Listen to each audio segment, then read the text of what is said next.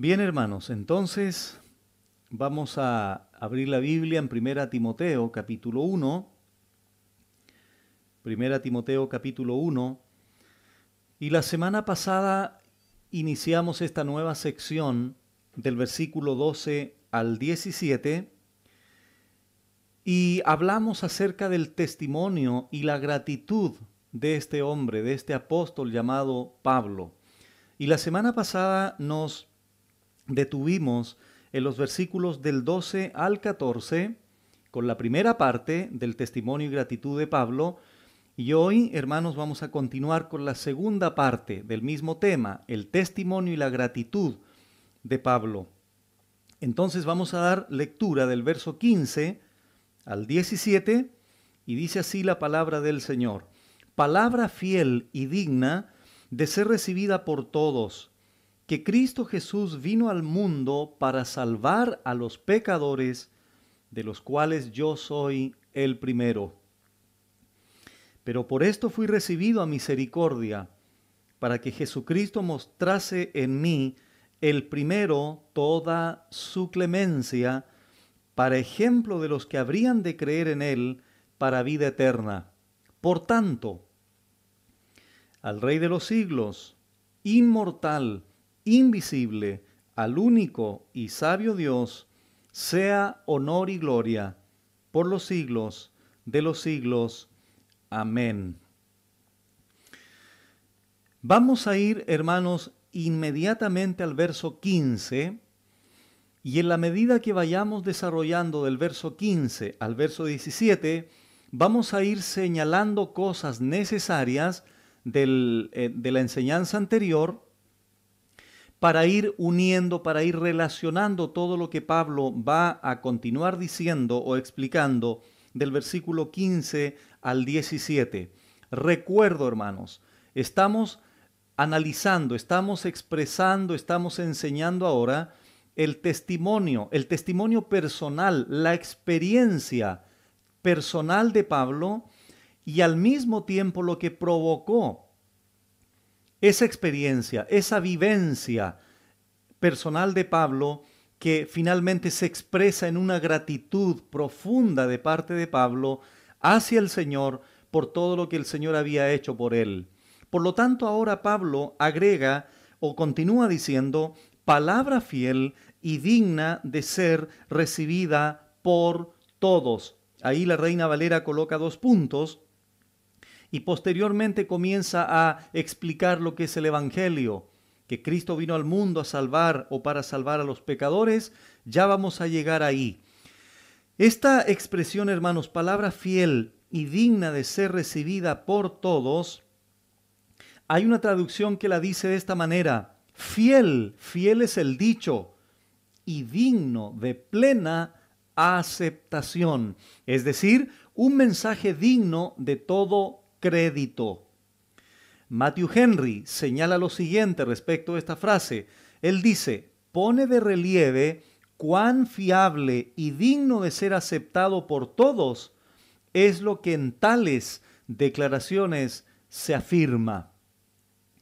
Esta expresión, hermanos, palabra fiel y digna de ser recibida por todos, aparece 5 veces y solamente aparece en las cartas pastorales, es decir, 1 Timoteo, 2 Timoteo y Tito.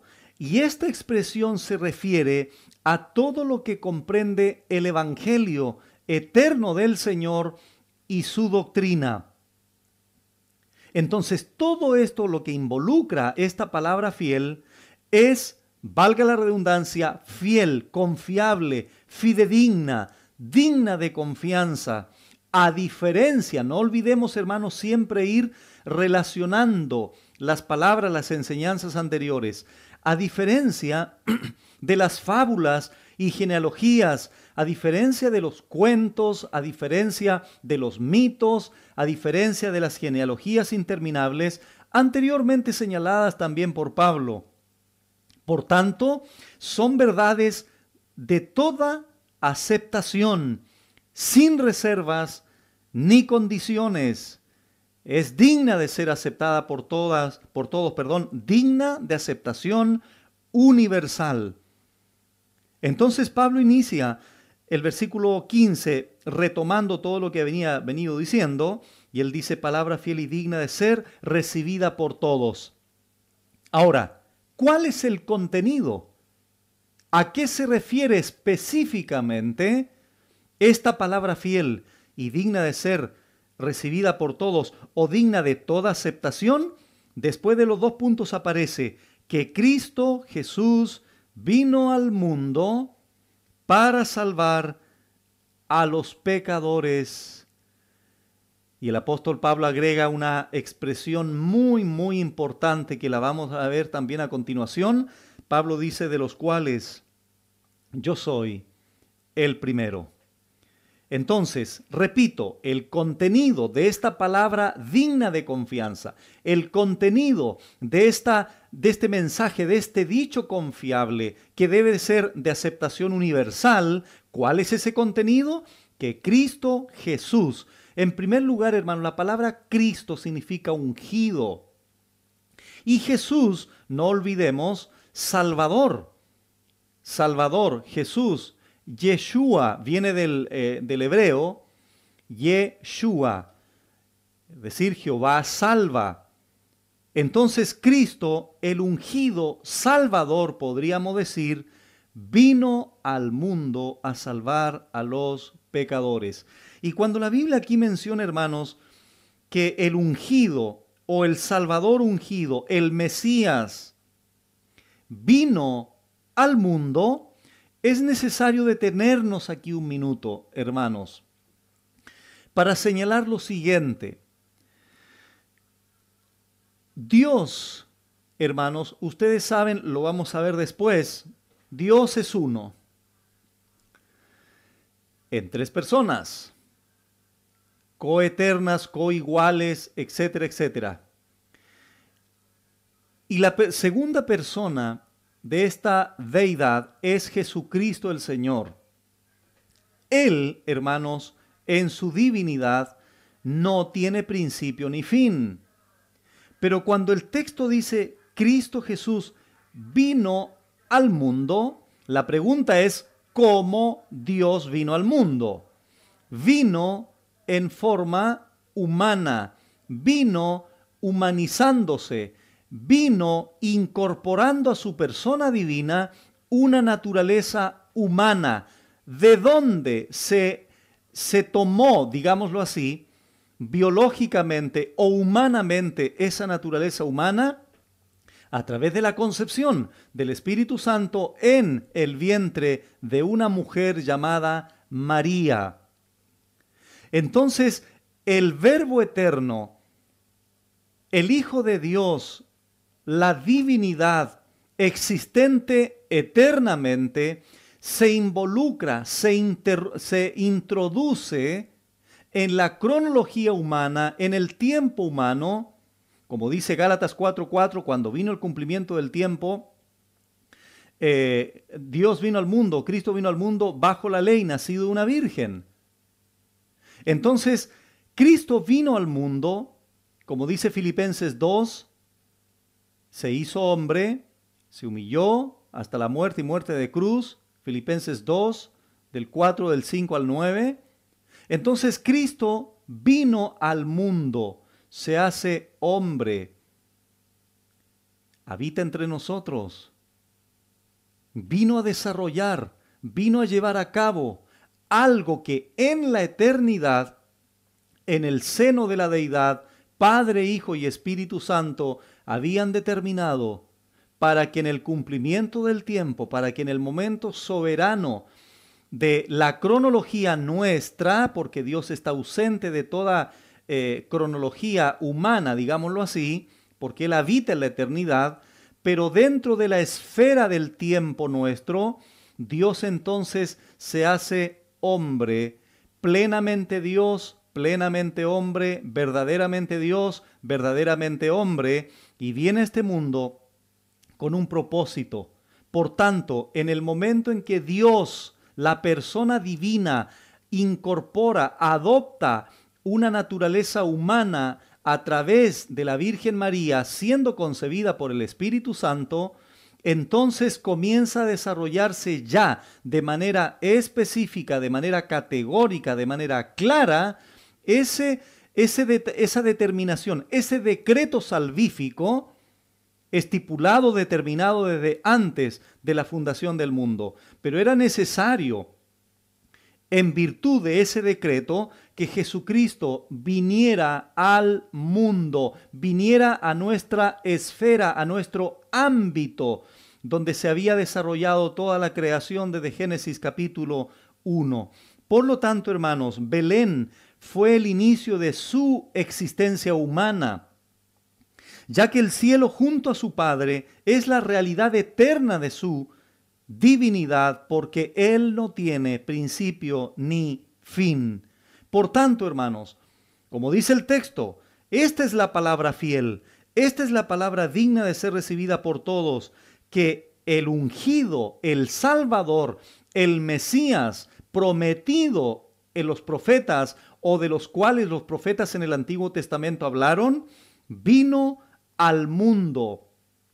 Se hace una realidad tangible en el mundo que nosotros estábamos viviendo. Nosotros, digo, me refiero a como seres humanos, hace 2000 años aproximadamente atrás. Muy bien, este Cristo Jesús entonces, que vino, que se involucra en el mundo del hombre, tiene un propósito esa venida, primera venida. ¿Cuál es? El texto lo señala sin lugar a ninguna duda. Cristo Jesús vino al mundo para salvar a los pecadores. Si Cristo Jesús, si el ungido, si el Salvador, si el Mesías vino al mundo, fue, de acuerdo al texto 15, fue para salvar a los pecadores. Y esto es muy importante también, hermanos, acentuar, subrayar esta verdad. Cristo vino al mundo no a ayudar a los seres humanos a que se salven, no vino a inducirlos a que se salven a sí mismos, ni siquiera vino a darles la capacidad de salvarse a sí mismos. No, el texto dice claramente, Cristo vino al mundo para salvar a los pecadores. Este es el propósito de esta primera venida.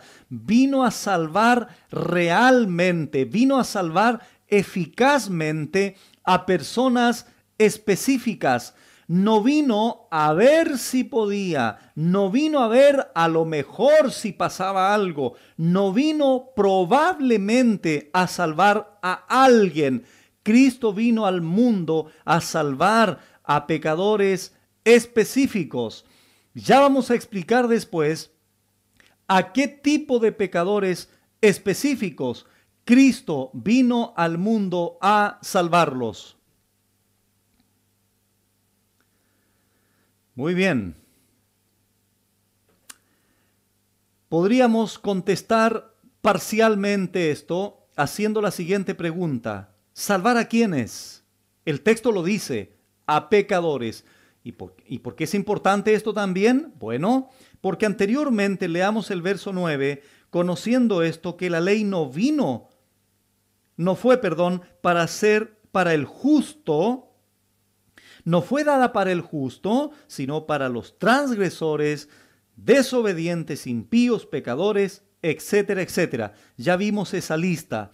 Por lo tanto, ¿a quiénes vino a salvar el Señor? A pecadores, no a los que se creen justos, no a los que se creen buenas personas, no a los que piensan que tienen una moral elevada, no sé en cuanto a qué criterios, pero no a los criterios de la moral de Dios expresada en su santa ley. No, Cristo vino a salvar a los pecadores. Si los de Éfeso, que estaban usando ilegítimamente la ley, iban a ser salvos alguna vez, tendrían que experimentar un cambio fundamental. Estos justos, entre comillas, tenían que llegar a reconocer que eran pecadores delante de Dios. Así se ve, hermanos, que el verso 15 que estamos leyendo está en estrecha conexión con todo lo precedente, no solo con los versos 12 al 14, sino también con los versos del 3 al 11 y específicamente con el 8 y el 9. Porque ustedes saben que el pensamiento judío con respecto a la ley era que ellos eran superiores, que ellos tenían una moral más elevada, que ellos eran especiales, a diferencia de los perros, a diferencia de los gentiles, a diferencia de los menospreciados, de los lejanos, etcétera, etcétera, etcétera. Pablo dice, Cristo vino al mundo a salvar a los pecadores, a los que entienden su miseria espiritual, a los que entienden su pobreza, son mendigos espirituales. Por eso Pablo dice a continuación, de los cuales yo soy el primero, que ya vamos a llegar ahí. Bueno, si Cristo vino a salvar a los pecadores, hermanos, tiene que pasar necesariamente por la ejecución del sacrificio expiatorio por el pecado allí en el Gólgota, allí en la cruz del Calvario. Por eso dice, hermanos, y tomen su Biblia por favor ahora, en Juan capítulo 3, versículo 17. Juan capítulo 3, versículo 17. Siempre que leo este pasaje, hermanos, no pierdo la oportunidad de aclarar lo siguiente.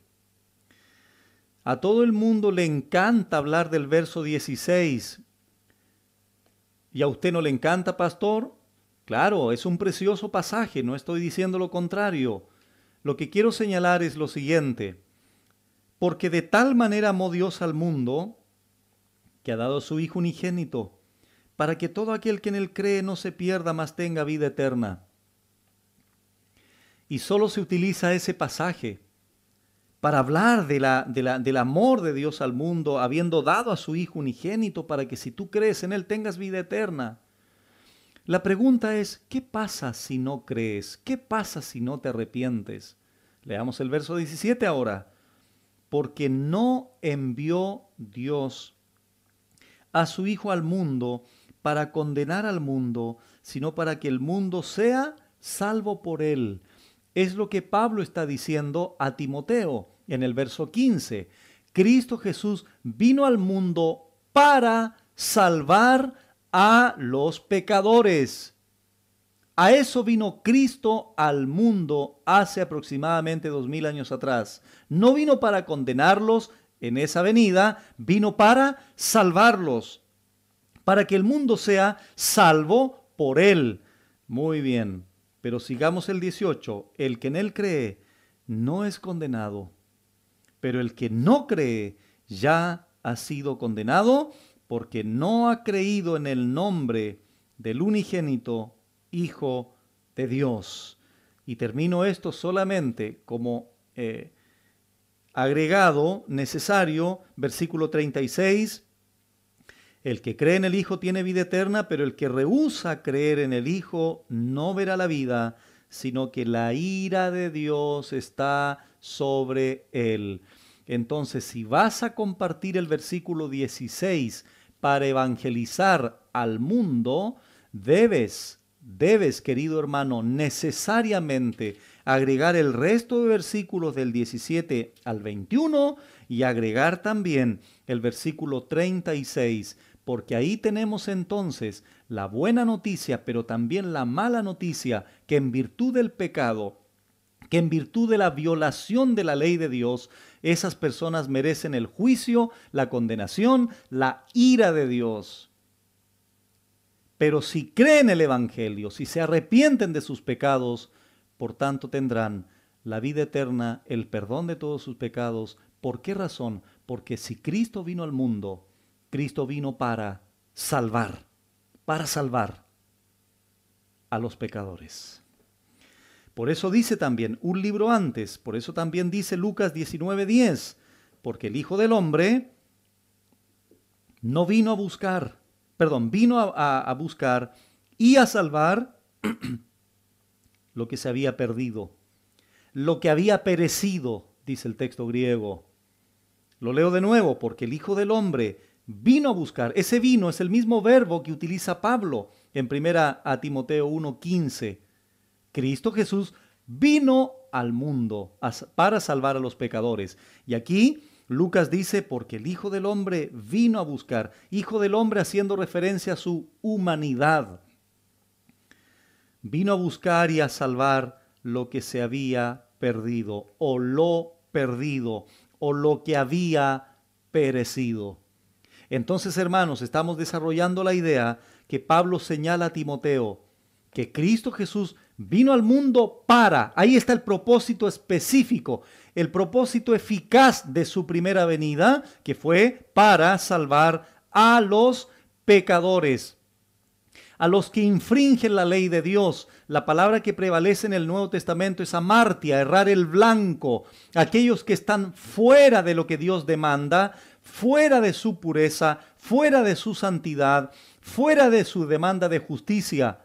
Están errantes por la vida, perdidos absolutamente, porque el blanco solamente es Cristo, el Señor, dueño y Señor, amo soberano de la iglesia y su santa palabra.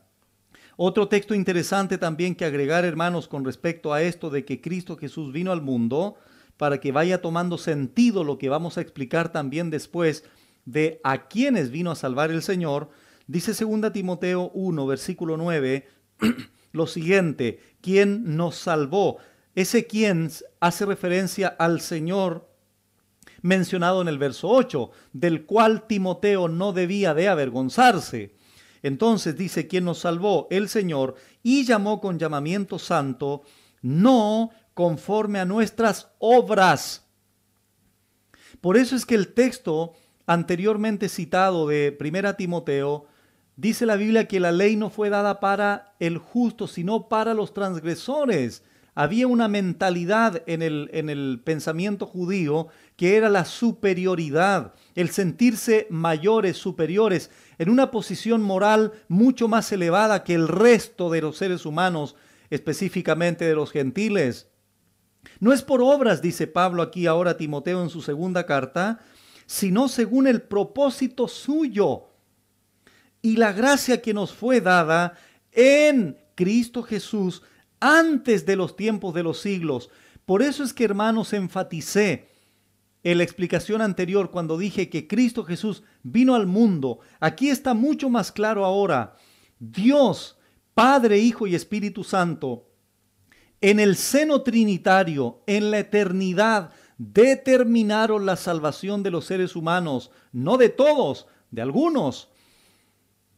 Y aquí Pablo dice nuevamente que nos fue dada en Cristo Jesús antes de los tiempos de los siglos.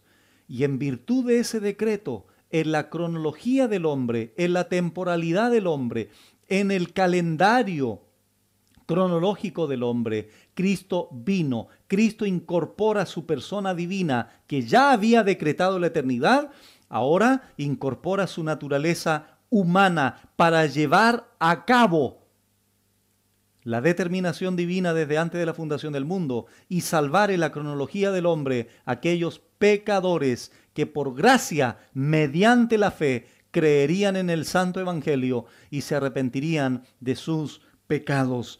Por eso sigue añadiendo Pablo, pero que ahora ha sido manifestada por la aparición de nuestro Salvador Jesucristo, el cual quitó la muerte y sacó la luz, la vida y la inmortalidad por el evangelio, por el euangelión, por la buena noticia, por el buen mensaje, por la buena nueva,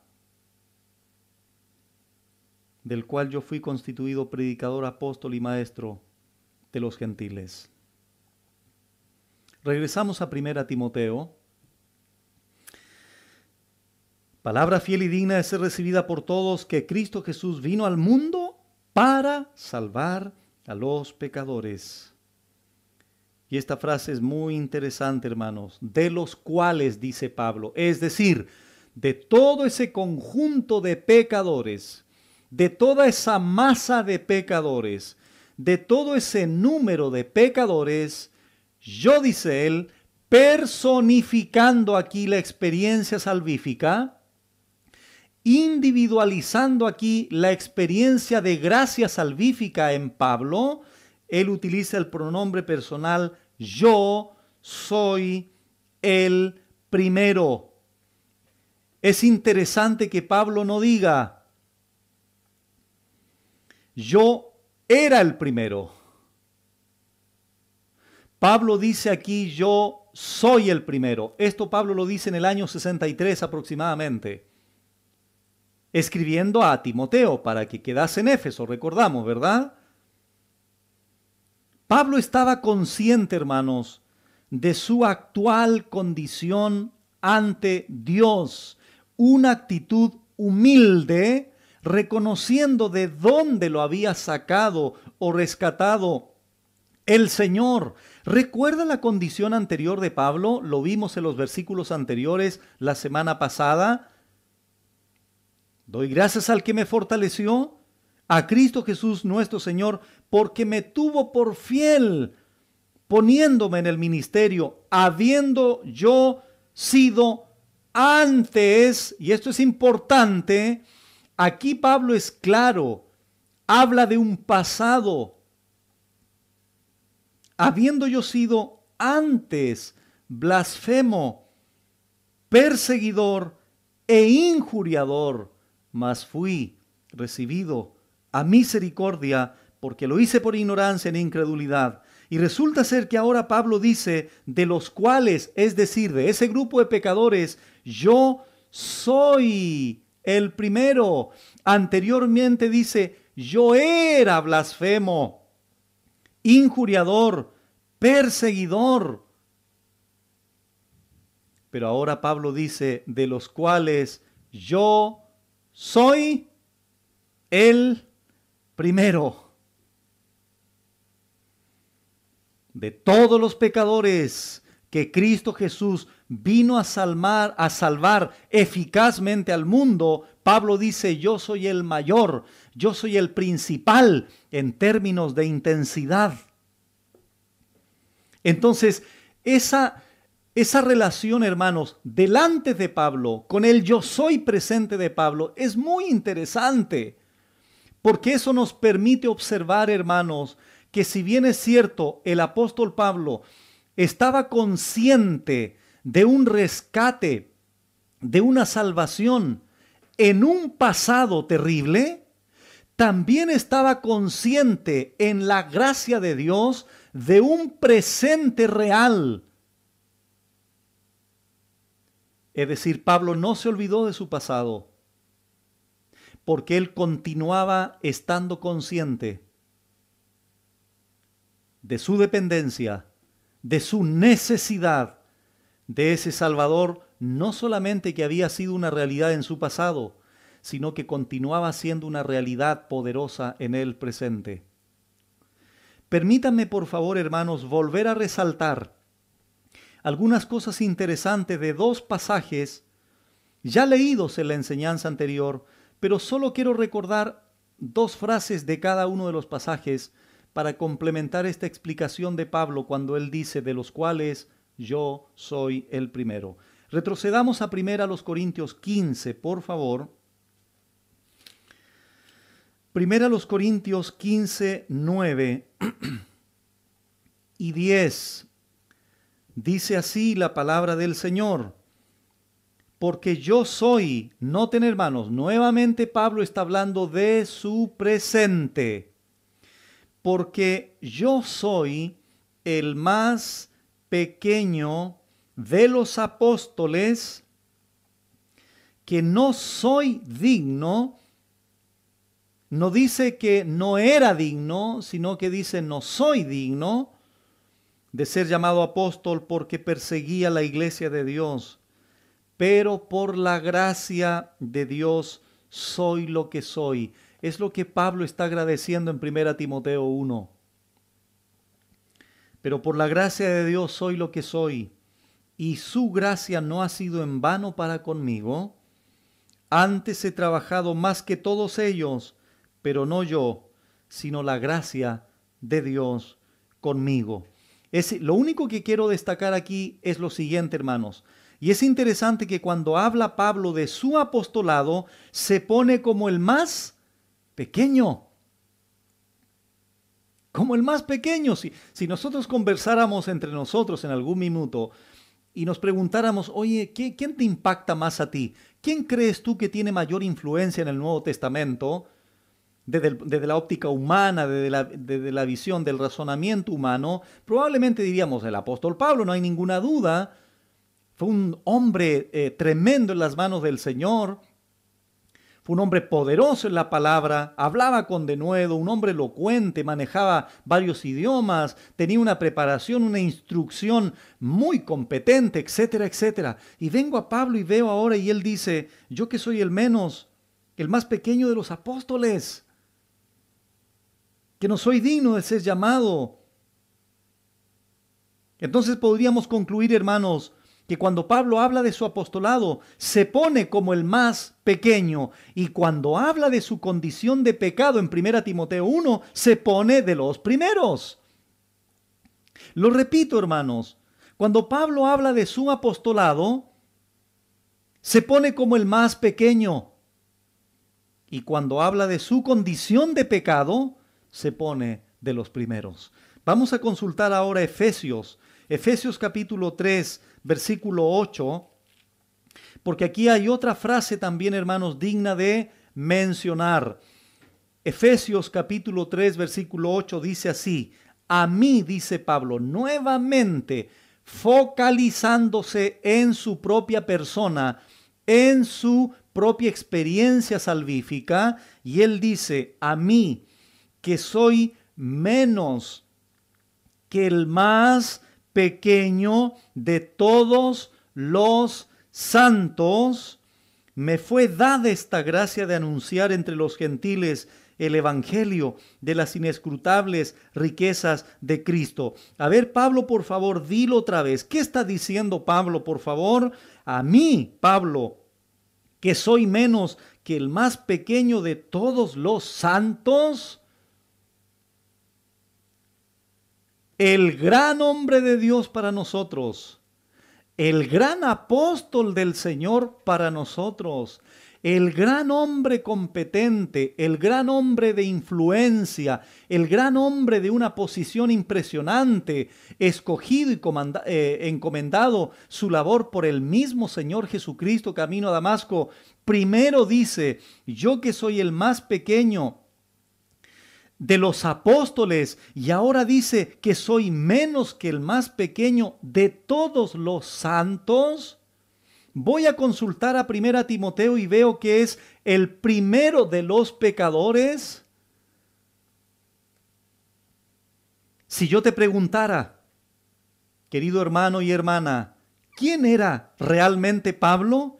Una muy buena respuesta sería la siguiente: Pablo era, abran sus oídos por favor, Pablo era el más pequeño de los apóstoles, era menos que el más pequeño de todos los santos y era el primero de los pecadores. Tres frases importantes. Pablo era el más pequeño de los apóstoles, era menos que el más pequeño de todos los santos y era el primero de los pecadores. La primera frase la dice en el año 57 a los Corintios. La segunda frase la dice en el año 60 a los Efesios. Y la última frase la expresa en el año 63, ya casi en los últimos años de vida. Conclusión: el apóstol Pablo siempre tuvo en mente quién era verdaderamente a los ojos de Dios. Para nosotros, el gran apóstol, para el mismo Pablo, delante de Dios, era el más pequeño de los apóstoles, el menos que el más pequeño de todos los santos y el primero de los pecadores. Martyn Lloyd-Jones dijo estas palabras: ser humilde de espíritu es sentir que nada somos, que nada tenemos, y también que miramos a Dios en total sumisión, dependiendo completamente de su misericordia. Fin de la cita. Comenta William MacDonald, cito, los más piadosos de los santos son a menudo los más conscientes de su propia pecaminosidad. Fin de la cita. Recuerdo las palabras de Pablo.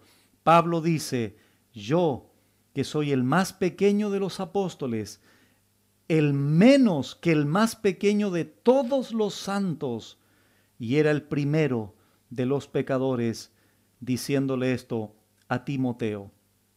¿Qué pasaría, hermanos, en nosotros? ¿Qué sucedería con la iglesia del Señor Jesucristo, las iglesias locales, si cada uno de los miembros, si cada una de las miembros de la iglesia local tuviese esta actitud durante toda su vida cristiana? No solamente en el tiempo de su conversión, no solamente en el desarrollo de su conversión, sino al final, en la consumación de su conversión, con la glorificación. ¿Qué sucedería en nosotros? ¿Cómo Dios bendeciría a su iglesia si cada uno de los miembros tuviese la actitud de humildad, de conciencia, de dependencia de aquel que nos salvó por gracia y misericordia? ¿No sería distinta la iglesia si todos fuésemos verdaderamente humildes y no aparentemente humildes? ¿Qué sucedería si todos nosotros supiéramos, entendiéramos, estuviéramos conscientes cada minuto de nuestra vida, cada segundo del desarrollo de la vida eclesiástica?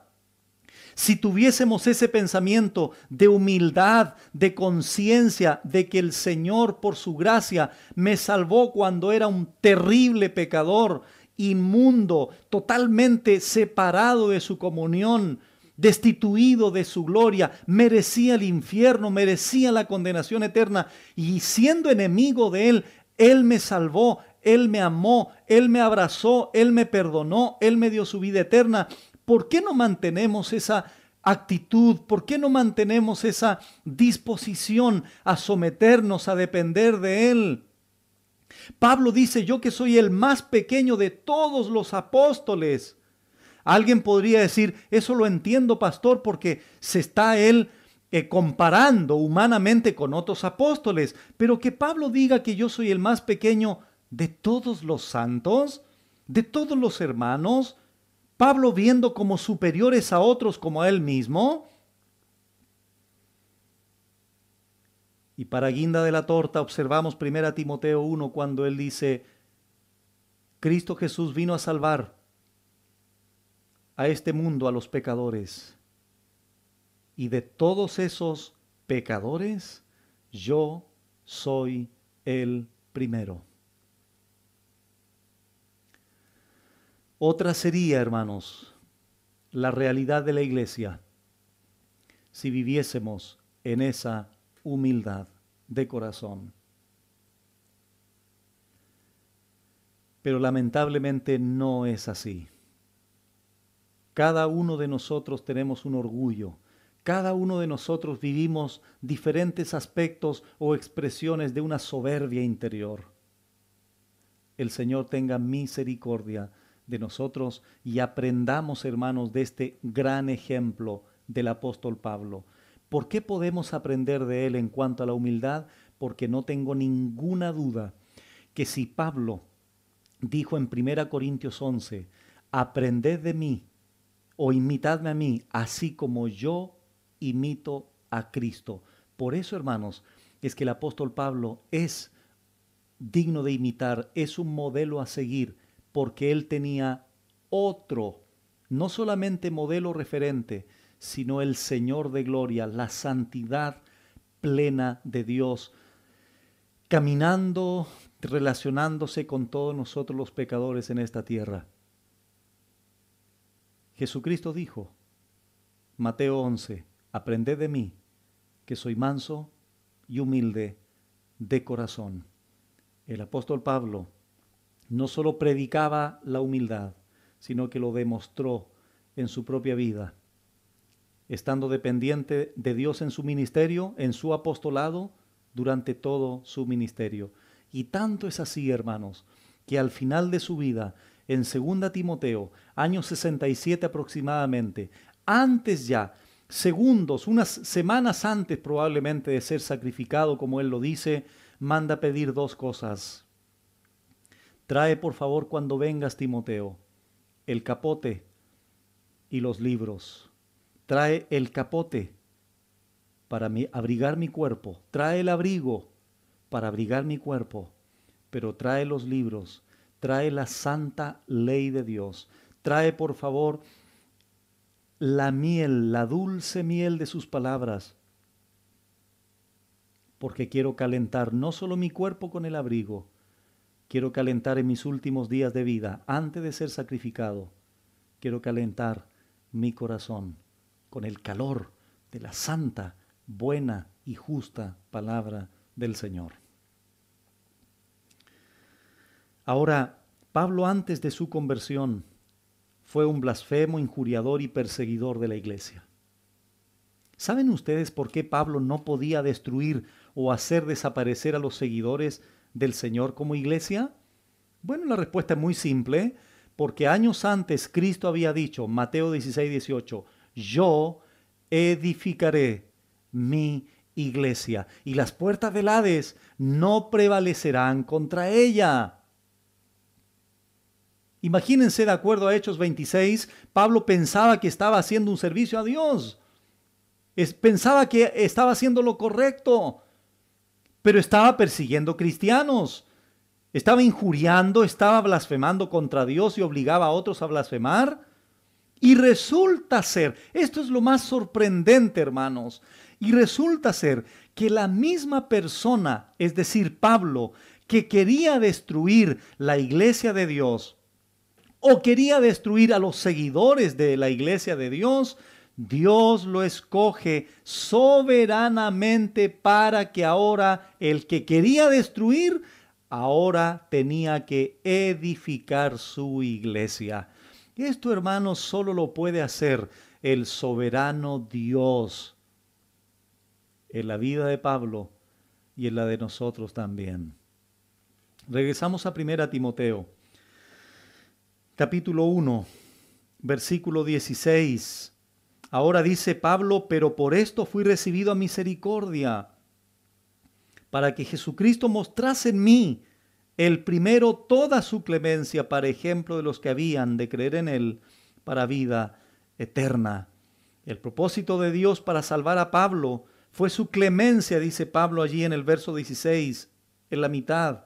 Macrotumia, una palabra griega, paciencia con las personas.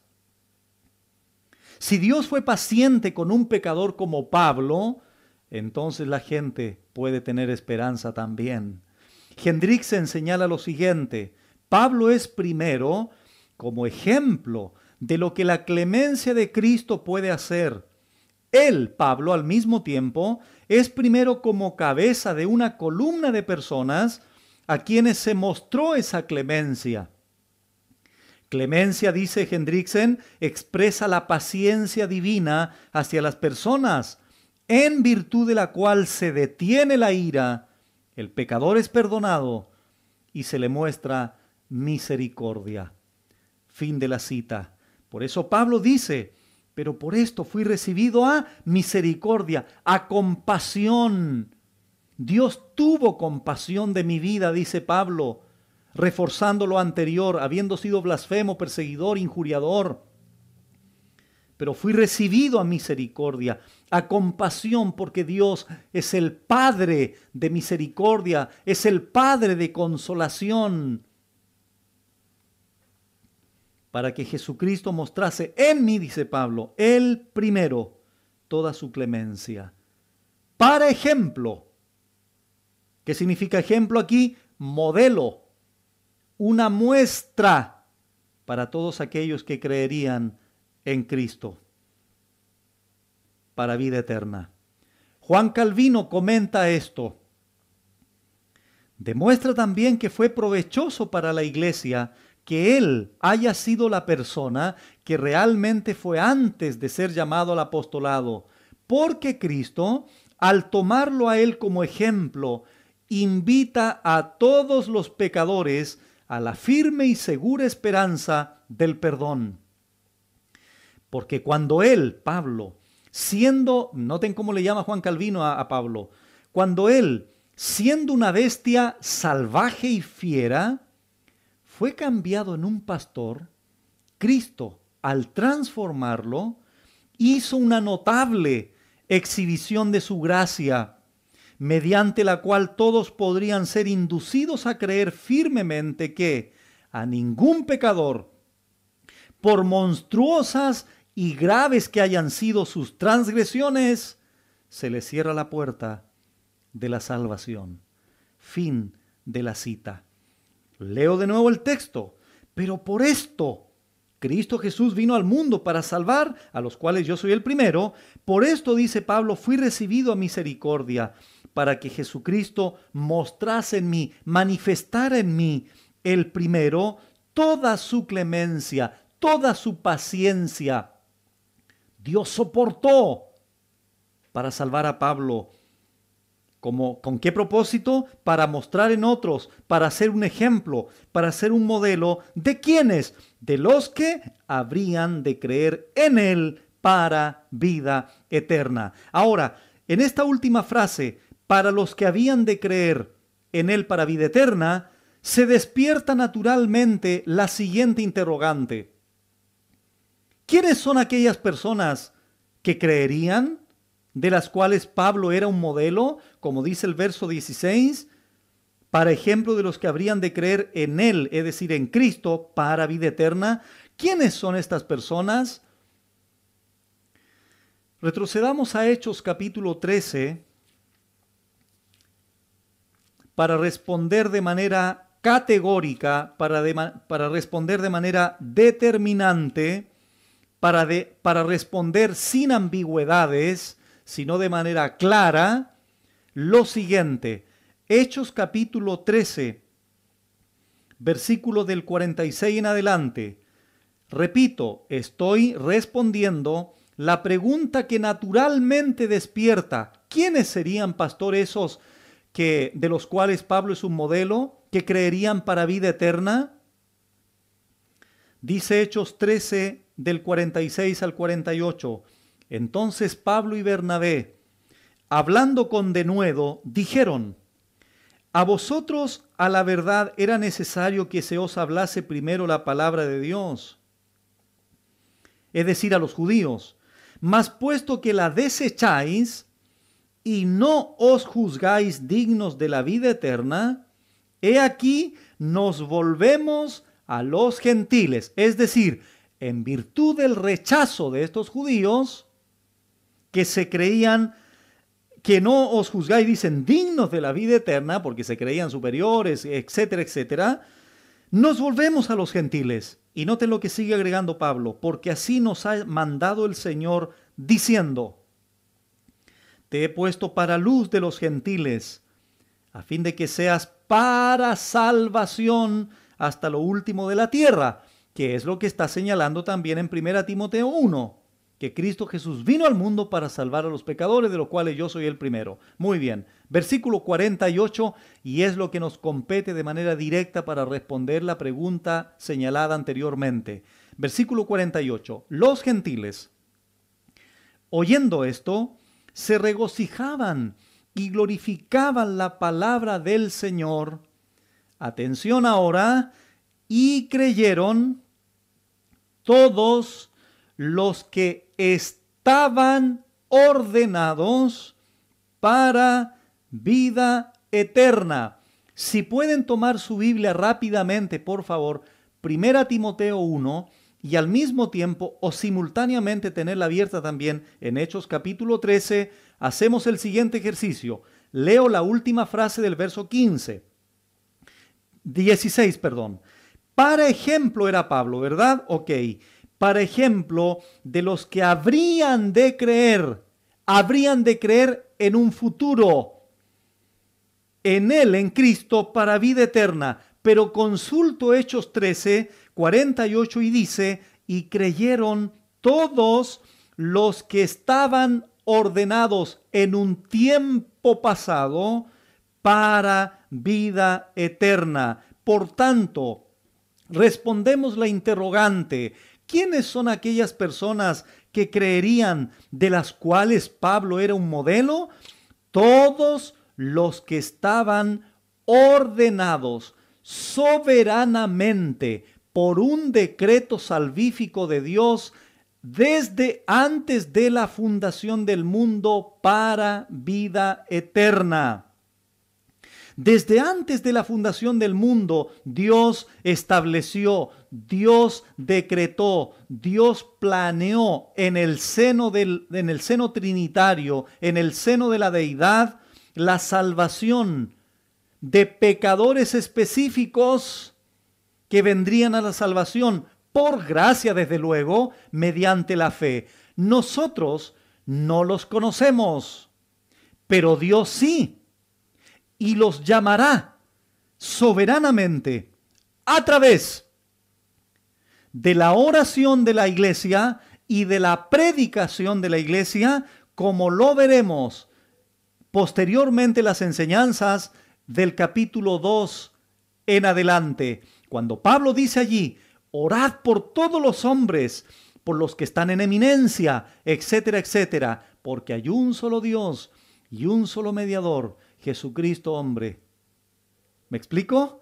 Eso lo vamos a ver después, hermanos. Por tanto, Pablo sería un ejemplo de los que habrían de creer en él para vida eterna. Esos son los que estaban, ordenados para vida eterna. Y si lo unimos a Apocalipsis 13 y los unimos a Apocalipsis 17, son los nombres de personas, de pecadores específicos, de los cuales Dios inscribió sus nombres en el libro de la vida, no cuando se convirtieron, sino desde antes de la fundación del mundo. Y como eso entonces se decretó en la eternidad, venimos al mundo de los hombres, venimos a la cronología del hombre. Cristo entonces incorpora una naturaleza humana para que sobre la base de esa determinación eterna ahora llevara a cumplimiento ese plan. Y vino al mundo a través de la Virgen María, sin pecado, sin mancha, vivió una vida perfecta en cumplimiento absoluto de la ley, no para abrogar la ley, sino para cumplirla absolutamente.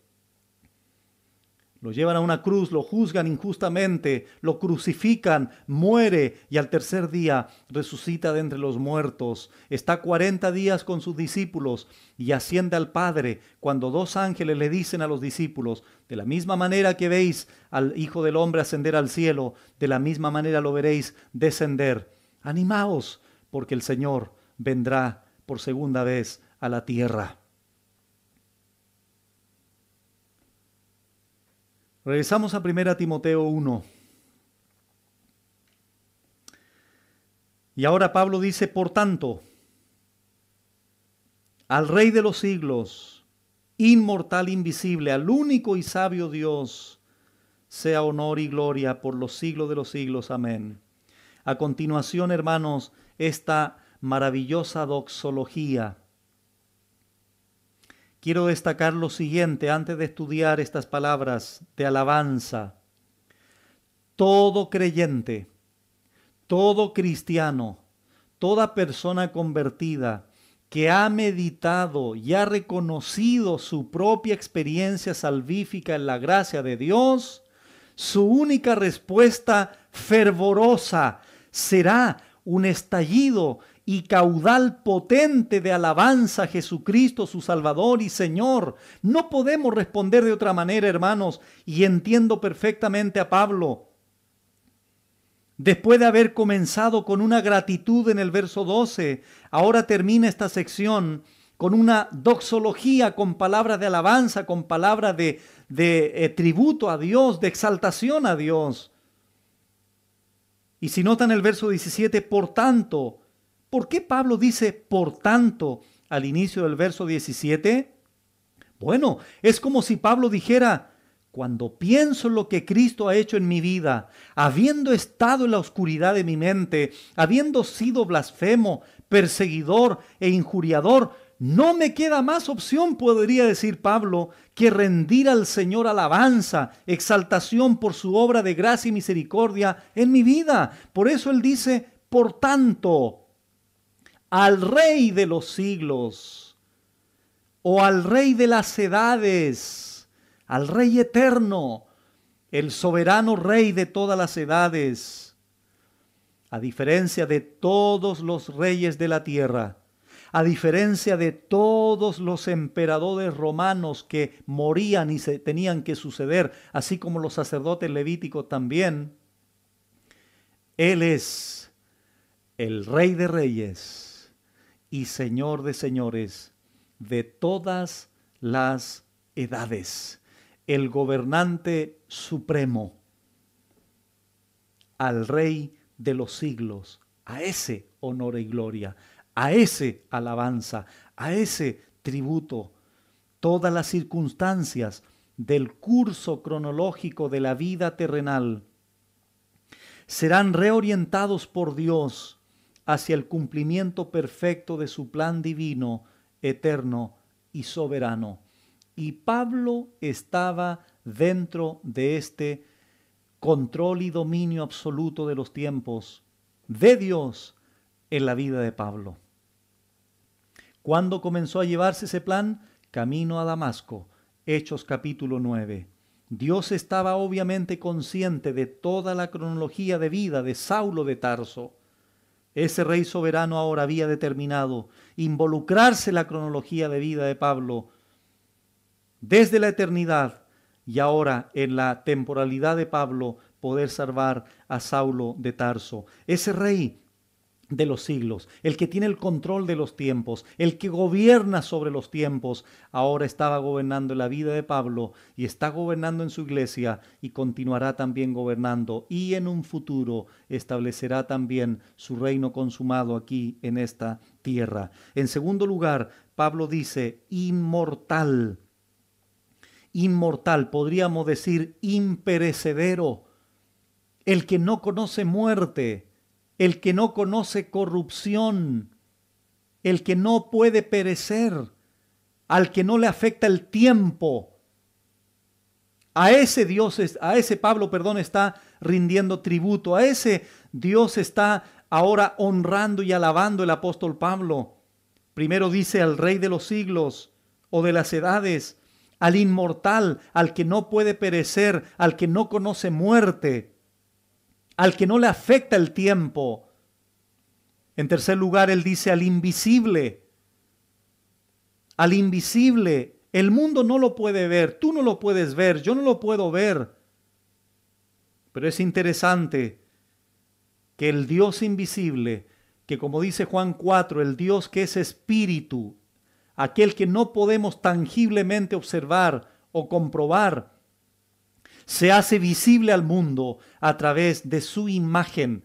Como dice Colosenses 1:15, Él es la imagen del Dios invisible. Como le dijo Cristo a Felipe en esa conversación, Juan 14, el que me ha visto a mí, Felipe, ha visto al Padre.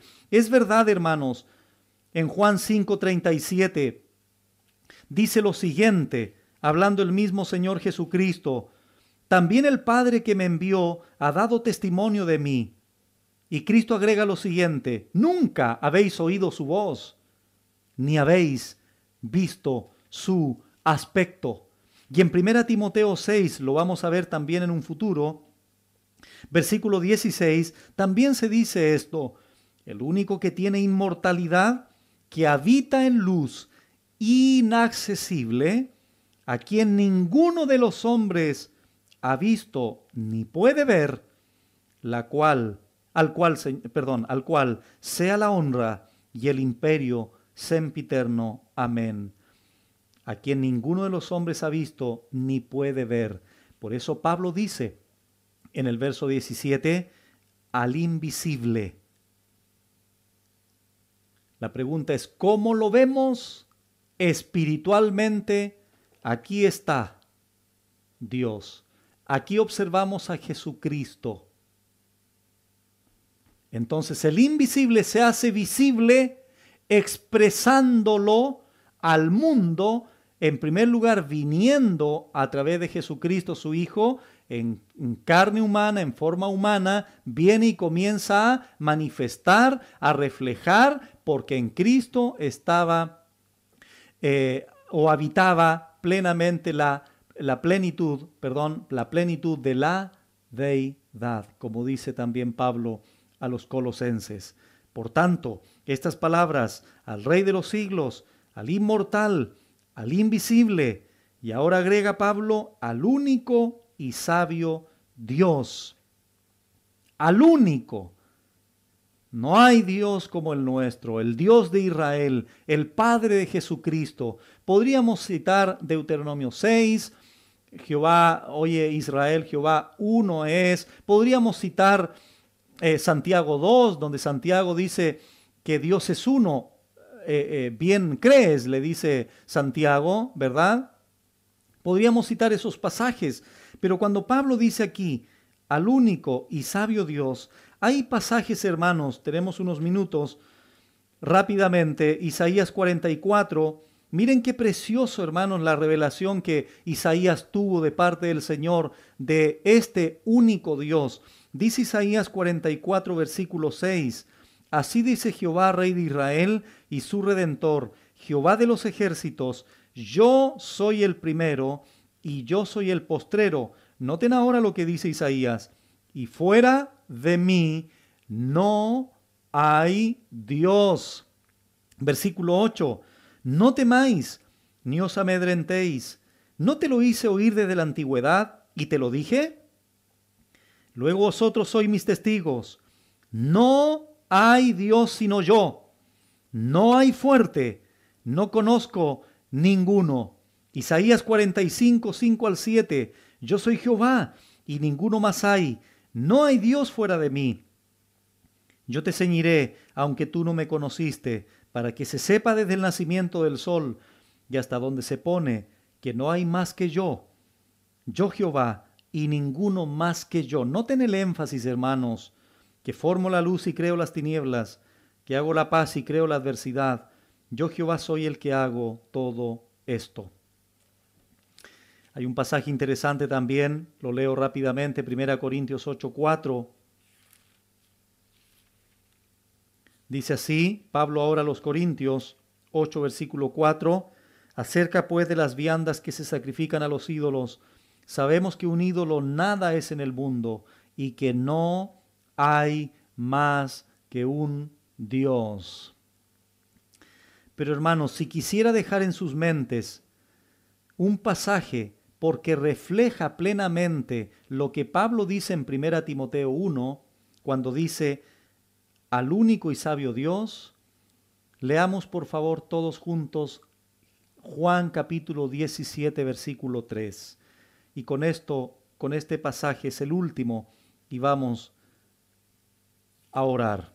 Juan 17, versículo 3, dice estas palabras en el gran capítulo intercesor de el Señor Jesucristo ante su Padre, orando por los suyos.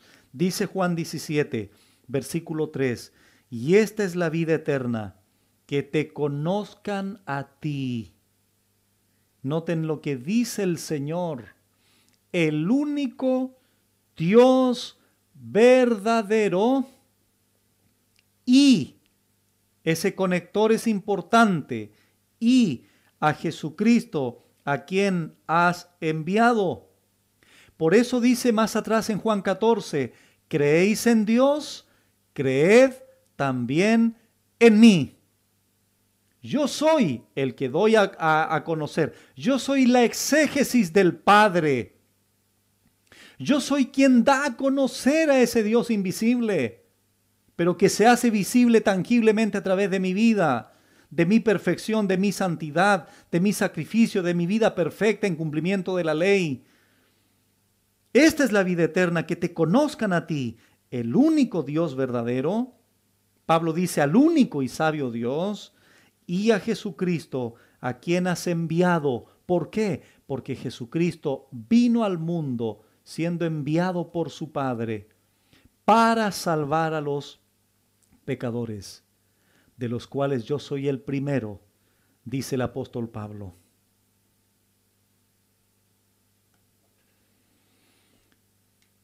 A este Dios, hermanos, a este Dios, Pablo termina diciendo, sea honor y gloria, palabras de exaltación, de reconocimiento, de tributo, de alabanza, honor y gloria. Un valor incalculable para Pablo. Gloria a Él. Exaltación de sus atributos, sus perfecciones divinas plasmadas en el Evangelio, plasmadas en la salvación de la vida de Pablo, y ahora desplegando su gloria salvífica a todos aquellos que creerían para vida eterna, de los cuales Pablo era un modelo y de los cuales Pablo era el primero. Sea honor y gloria por los siglos de los siglos. Amén. La alabanza a nuestro Dios no se va a terminar ahora. La alabanza, la adoración a nuestro Dios será por los siglos de los siglos, porque nunca el creyente se cansará, nunca el creyente se agotará en virtud de la obra salvífica de gracia de Dios hacia su persona. Jamás, jamás se cansará, nunca jamás, una vez glorificados, nos cansaremos de dar honor eterno, de dar honor y gloria, de exaltar su santo y bendito nombre por los siglos de los siglos.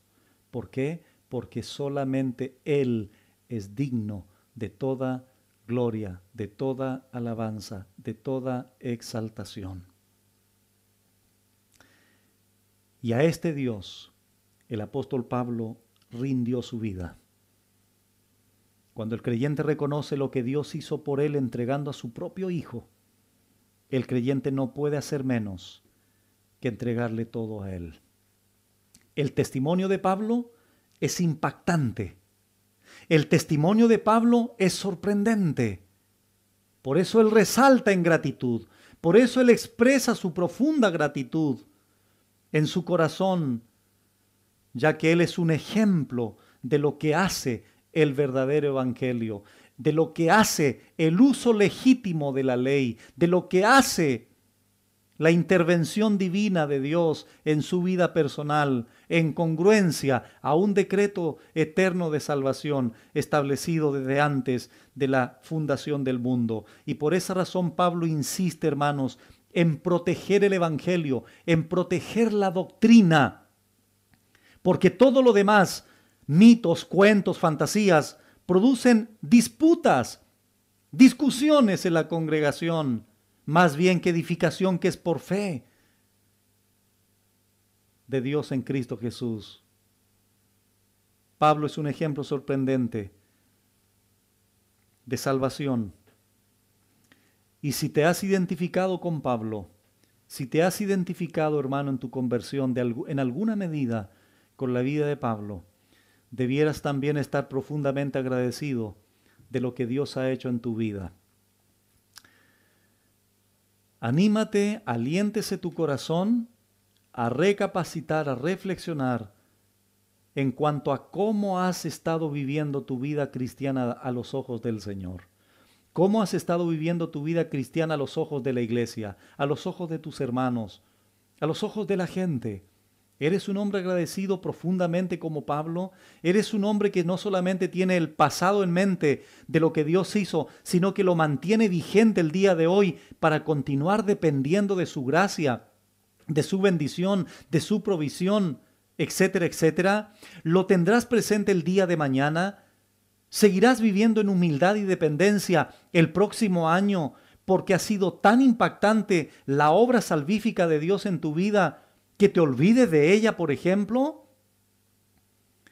Amado hermano, amada hermana, reflexiona al respecto y que el testimonio y la gratitud de Pablo sean también una realidad en tu vida alcanzada por la obra de gracia de nuestro buen Dios. Vamos a orar. Padre, gracias por tu palabra, por esta enseñanza. Gracias, Señor, por todo lo que hemos recibido de tu mano. El apóstol Pablo expresó su testimonio, expresó su experiencia, habló de su profunda gratitud por todo lo que tú hiciste por él. Señor, al escuchar a Pablo decir que es el más pequeño de los apóstoles, que es el menos que el más pequeño de los santos, escuchar a Pablo diciendo que él es el primero de los pecadores, Señor, ayúdanos a nosotros a tener esa conciencia, a tener esa humildad, a tener esa dependencia, Señor, entendiendo que cada día necesitamos estar en comunión contigo. No podemos separarnos de nuestra comunión de ti, Señor, porque nada podremos hacer. Si permanecemos en ti, Señor, y tus palabras permanecen en nosotros, tú, Señor, harás tu obra en nosotros y daremos mucho fruto y tu nombre será glorificado. Ayúdanos, Señor, a meditar sobre nuestros caminos y a volvernos a ti y a recuperar nuestra comunión. Ayúdanos a servirte, a amarte, a adorarte durante todos los días de nuestra vida, para que cuando tú vengas por nosotros, Señor, nos glorifiques, nos transformes semejantes al cuerpo de la gloria tuya. Señor, podamos estar en tu presencia, adorándote, exaltándote por los siglos de los siglos, al Rey de los siglos, al inmortal, al invisible, al único y sabio Dios, sea honor y gloria por los siglos de los siglos. Amén.